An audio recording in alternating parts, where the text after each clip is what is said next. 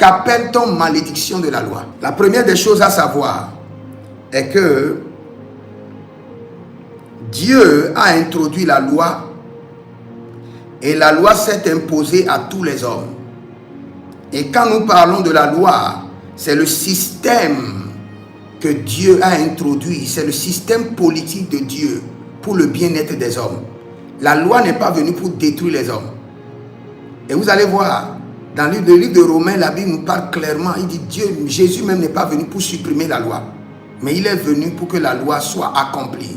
Pour que la loi soit accomplie comment? Pour que les hommes puissent avoir les capacités surnaturelles pour accomplir la loi. Parce que c'est ce qui manquait aux hommes.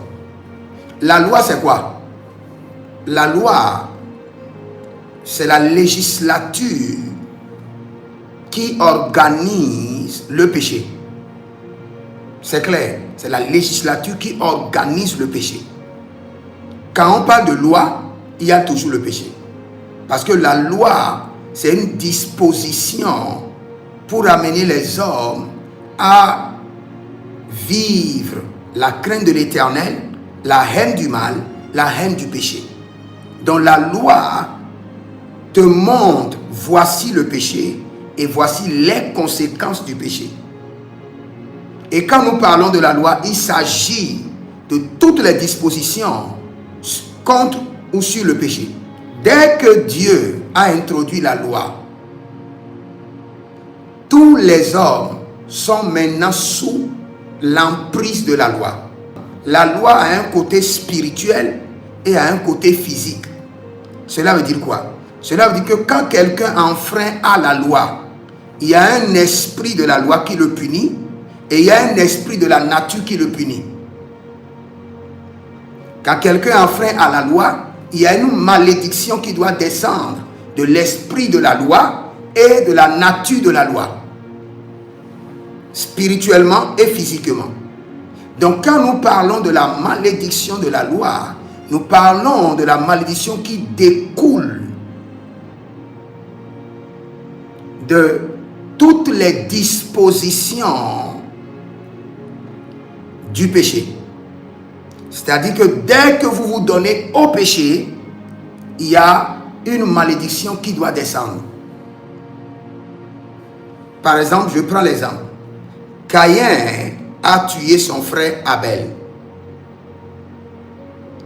Et il a enfreint à une loi de l'Éternel.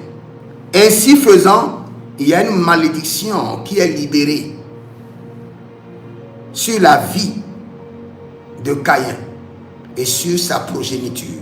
Et là où j'aimerais enseigner surtout, ce n'est pas la loi, c'est l'implication du sang. La malédiction réside où? Dans le sang.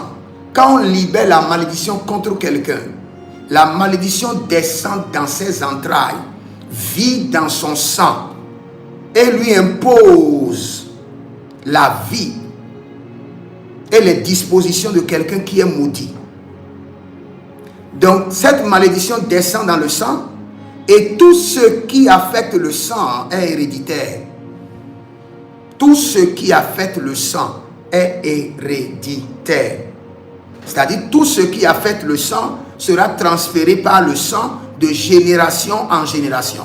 S'il y a une malédiction qui descend sur votre père, malgré que vous n'êtes pas impliqué, cette malédiction, aussi longtemps que c'est descendu sur votre père, la malédiction ira siéger où? Dans le sang.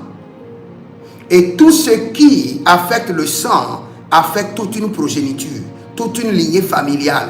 Vous êtes informé, vous n'êtes pas informé, cette malédiction descend sur vous. J'explique encore. Je donne un exemple. Votre père était avec votre mère. Et je dirais, votre tante ou la sœur de votre mère est venue rester.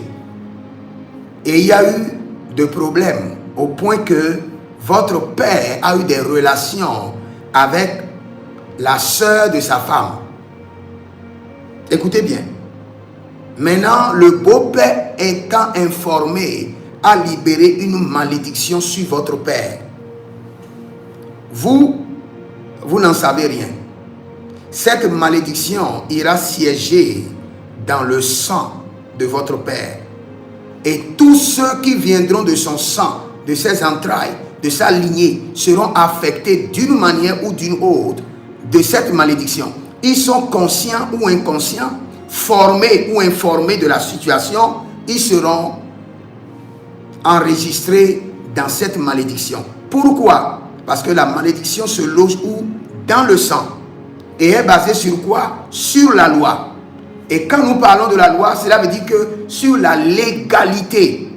C'est parce que quelqu'un a enfreint à une loi spirituelle et les conséquences sont descendues. Ça, c'est une malédiction légale. Donc, quand Jésus parle ici, il parle de la malédiction légale. Pas quelqu'un est jaloux de vous et la personne libère des malédictions sur vous. Ou quelqu'un voit que vous voulez aller à un examen et si jamais vous réussissez, vous risquez de prendre son poste et il libère une malédiction. Ça, c'est autre chose. Ici, dans Galates 3:13, nous parlons de la malédiction de la loi légale. La malédiction a trouvé une base légale pour s'installer dans votre sang. Cette malédiction sera transférée de génération en génération. Mais pour cette malédiction, nous disons gloire à Dieu. Parce que la Bible déclare quoi? Christ nous a rachetés de la malédiction de la loi. Donc là où tu es, tu peux prier et briser la malédiction de la loi.